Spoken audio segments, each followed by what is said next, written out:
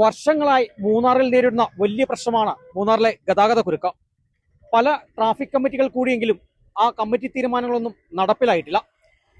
ഇവിടെ വരുന്ന വിനോദസഞ്ചാരികൾക്കും അതോടൊപ്പം തന്നെ പ്രാദേശികമായ ആളുകളും വലിയ രീതിയിൽ ബുദ്ധിമുട്ട് അനുഭവിക്കുന്ന ഒരു ഗതാഗതക്കുരുക്ക് പലപ്പോഴും നമ്മൾ കണ്ടതാണ്. ഏതായാലും ആ ഗതാഗതക്കുരുക്ക് ഇതുവരെയും അതിനൊരു ശാശ്വത പരിഹാരം ഉണ്ടായിട്ടില്ല. ആ പരിഹാരം എങ്ങനെ ഉണ്ടാക്കാമെന്നാണ് ഇന്ന് നമ്മൾ അന്വേഷിക്കുന്നത്. ഏതായാലും ഇവിടെയുള്ള ടൂറിസം രംഗത്ത് പ്രവർത്തിക്കുന്ന ആളുകൾ നമ്മുടെ കൂടെയുണ്ട്. ഈ മൂന്നാറിലെ അടിക്കടിയുള്ള ഗതാഗതക്കുരുക്ക് അത് എങ്ങനെ പരിഹരിക്കാൻ കഴിയും? മൂന്നാറിൽ പ്രധാനമായിട്ട് പ്രത്യേകിച്ച് മാട്ടുപ്പെട്ടി റോഡിൽ നേരിടുന്ന ഏറ്റവും വലിയ പ്രശ്നം വലിയ വാഹനങ്ങളാണ് ഒരു പരിധിവരെ അതിന് തടസ്സമാകുന്നത്. ഒന്നോ രണ്ടോ വലിയ വാഹനങ്ങൾ അങ്ങോട്ട് ചെല്ലുമ്പോൾ അവിടെ നിന്നും ഒന്നോ രണ്ടോ വലിയ വാഹനങ്ങൾ വരുമ്പോൾ ഉണ്ടാകുന്ന ബ്ലോക്കാണ് ഒരു പരിധിവരെ ഒരു 90% ബ്ലോക്കുകൾക്ക് കാരണമായി തീരുന്നത്. അതിന് ഏറ്റവും ലളിതമായി ചെയ്യാൻ കഴിയുന്ന വലിയ വാഹനങ്ങൾ മൂന്നാർ ടൗണുമായി കേന്ദ്രീകരിച്ച് എവിടെയെങ്കിലും പാർക്ക് ചെയ്തതിനു ശേഷം ചെറുകിട വാഹനങ്ങളിൽ ഗസ്റ്റുകളെ കൊണ്ടുപോയി മാട്ടുപ്പെട്ടിയോ കൊണ്ടുള്ള ടോപ്പ് സ്റ്റേഷൻ പോലുള്ള പ്രദേശങ്ങൾ കാണിച്ച് തിരിച്ച് കൊണ്ടുവരികയാണെങ്കിൽ മൂന്നാറിലെ ടൂറിസം മേഖലയിൽ പ്രവർത്തിക്കുന്ന നിരവധിയായ ജീപ്പുകാർ അല്ലെങ്കിൽ കാറുകൾ പോലുള്ള വാഹനങ്ങൾക്ക് ഓട്ടവും അവർക്ക് ഒരു ഉപജീവന മാർഗവും അതുപോലെ ലഭിക്കും. ഒപ്പം തന്നെ ഈ ബസ്സുകളിൽ വരുന്ന ആളുകൾക്ക് മുഴുവൻ ഈ പറയുന്ന പ്രദേശങ്ങളിൽ വലിയ തടസ്സമില്ലാതെ കണ്ടു തിരിച്ചു വരുവാനുള്ള കാര്യങ്ങൾ നടക്കുമെന്നാണ് എൻ്റെ അഭിപ്രായം.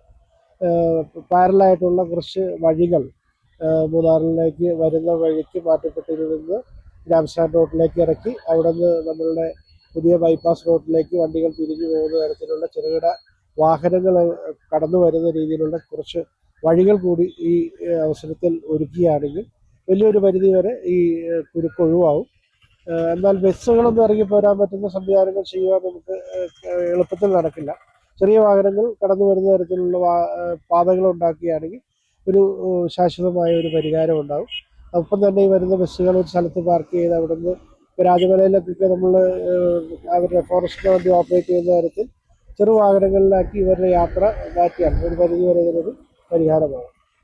ശരിക്കും പറഞ്ഞാൽ ഈ മൂന്നാറിലെ ഗതാഗതക്കുരുക്ക് ഈ പ്രദേശവാസികളെയും അതോടൊപ്പം തന്നെ സഞ്ചാരികളെയും ഒരുപോലെ തന്നെ പ്രതിസന്ധിയിലാക്കുന്നില്ല. തീർച്ചയായും അതിന് ഒരു പരിധി വരെ നമ്മുടെ നാട്ടുകാരും അതിലൊരു ഘടകമാണ്. കാരണം എന്താ വെച്ചിട്ടുണ്ടെങ്കിൽ നിരവധിയായ നമ്മളുടെ സ്വകാര്യ വാഹനങ്ങൾ ഒരാവശ്യവുമില്ലാതെ കൊണ്ടുപോയി റോഡിൻ്റെ ഇരുകരകളിൽ പാർക്ക് ചെയ്യുകയും ഒപ്പം തന്നെ ഈ പറയുന്ന നിരവധിയായ സ്റ്റാൻഡുകളിൽ അമിതമായ വണ്ടികളാണുള്ളത്. യഥാർത്ഥത്തിൽ ഒരു മേഖലയിലേക്ക് 10, 200, 300 വാഹനങ്ങൾ ഓട്ടോറിക്ഷകളായിട്ടും ജീപ്പായിട്ടും ഉണ്ട്.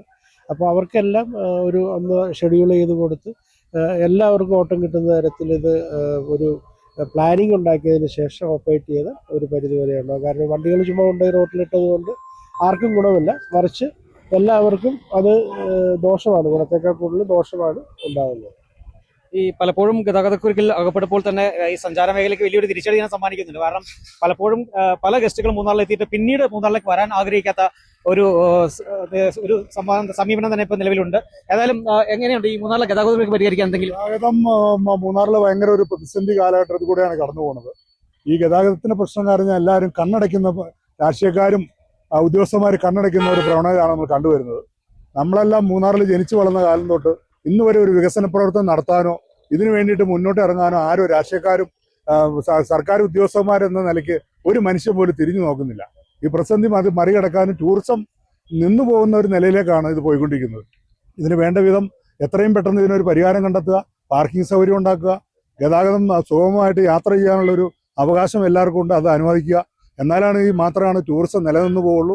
എല്ലാ ജനങ്ങൾക്കും അതിൻ്റെ ബുദ്ധിമുട്ടുണ്ട്. അത് ഒഴിവാകണമെങ്കിലും ഈ വാഹന ഉടമകൾക്ക് എല്ലാവർക്കും ബുദ്ധിമുട്ടുണ്ട്. പാർക്ക് ചെയ്യാൻ സ്ഥലമില്ലാത്തത്, വലിയ വാഹനങ്ങൾ പാർക്ക് ചെയ്യാൻ സ്ഥലമില്ലാത്തതുകൊണ്ട് അന്യദേശത്തു നിന്ന് വരുന്ന ആളുകൾക്കെല്ലാം അതിൻ്റെതായ ബുദ്ധിമുട്ടുകളുണ്ട്. അത് ഉടനെ പരിഹരിക്കണം എന്നുള്ളതാണ്. ഒരുപാട് കാലങ്ങളായി ആവശ്യങ്ങൾ ഉന്നയിച്ചു കൊണ്ടിരിക്കുന്നത്. പലരും മേഖലയിലും പല വേദികളിലും ഉന്നയിക്കുന്നുണ്ട്. പക്ഷെ ആരും ഇതിനെക്കുറിച്ച് മൈൻഡ് ചെയ്യുകയോ തിരിഞ്ഞു നോക്കുകയോ ചെയ്യുന്നില്ല. ഇതിന് വേണ്ട അടിയന്തരമായിട്ട് ഇത് ചെയ്യാനുള്ള നടപടി இனியெங்கிலும் ஒன்றாவணும் என்று மாத்திரை പറയാം. மூணாரில் பார்த்தீங்கன்னா டிராஃபிக் கமிட்டி எந்த ஒரு நடவடிக்கை எடுத்தாலும் மூணாரில் ரோடு வசதி அவ்வளோவா இல்லை. மக்கள் ரொம்ப அவதிப்படுறாங்க. ஏன்னா ரோட்டில் எல்லா வண்டியும் நிப்பாட்டுறதுனால அடுத்த வண்டி வர்றதுக்கு ரொம்ப கஷ்டமாக இருக்குது. ஒரு மூணாரில் எஸ்டேட்லேருந்து ஒரு எமர்ஜென்சி சிச்சுவேஷன் யாருக்காவது ஏதாவது பிரச்சனை ஆச்சுன்னா கூட அவங்கள வண்டியில் எடுத்து கொண்டு வரது கூட ரொம்ப கஷ்டமாக இருக்குது. மாட்டுப்பட்டியிலேருந்து ஒரு ஆளுக்கு ஒரு சோம்புலன்னா மூணார் வர்றதுக்கு ரொம்ப டிராஃபிக் ரொம்ப பிரச்சனையாக இருக்குது. மக்கள் வந்து ரொம்ப அவதிப்படுறாங்க. ഞങ്ങൾ വെളുപ്പിന് 4 മണിക്ക് ഇറങ്ങിയത് ഇതുവരെ എത്തിയില്ല. ട്രാഫിക് കാരണം ഭയങ്കര ബുദ്ധിമുട്ടായത് കാരണം ഫാമിലിനെ എല്ലാവരും പിള്ളേരും കൊണ്ട് കൊന്നേക്കണം.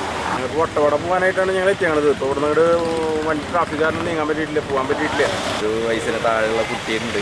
അപ്പോൾ അവർക്ക് നമ്മൾ റിസോർട്ടിലേക്ക് എത്താനായിട്ടുള്ള ബുദ്ധിമുട്ട് കാര്യങ്ങളൊക്കെ ഉണ്ട്, നന്നായിട്ടുണ്ട്. വരികയാണ് മൂന്നാർ സന്ദർശിക്കാൻ വേണ്ടി.